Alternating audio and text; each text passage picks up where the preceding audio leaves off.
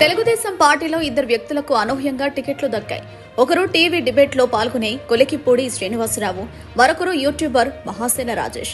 దాదాపు ఇద్దరు దూకుడు కలిగిన నేతలే. ఇద్దరి లక్ష్యమూ ఒక్కటే, బలమైన వాదాన్ని వినిపించగలరు. ఆ వాదంతోనే తెలుగుదేశం పార్టీకి దగ్గరయ్యారు, టికెట్లు దక్కించుకున్నారు. కానీ ఇందులో మహాసేన రాజేష్ కు ఇబ్బందికర పరిస్థితులు ఎదురయ్యాయి.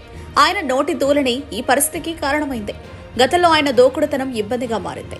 టీడీపీ జనసేన శ్రేణులతో పాటు హిందుత్వ సంస్థలు ఆయనను వ్యతిరేకించాయి. దీంతో పోటీ నుంచి తప్పుకోవాల్సిన అనివార్య పరిస్థితి మహాసేన రాజేష్ కి ఎదురైంది. గతంలో మహాసేన రాజేష్ తన దళిత వాదాన్ని వినిపించే క్రమంలో పెద్ద ఉద్యమకారుడిగా మారారు.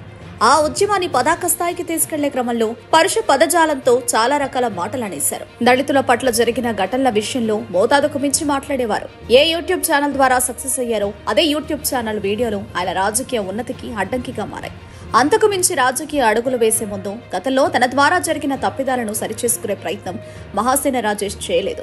సామాజిక మాధ్యమాల ద్వారా రాజేష్ చేపట్టిన ఉద్యమం తన ఉన్నతికి అడ్డంకిగా మారడం గమనించాల్సిన విషయం. మహాసేన రాజేష్ తో పోల్చుకుంటే కొలికిపూడి శ్రీనివాసరావు చాలా తెలివైనవాడు, ముందు చూపుతో ఆలోచించగల నేర్పరి.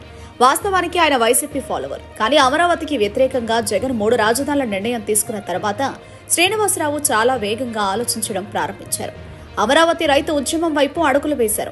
ఆ ఉద్యమానికి బలంగా అండగా నిలిచారు.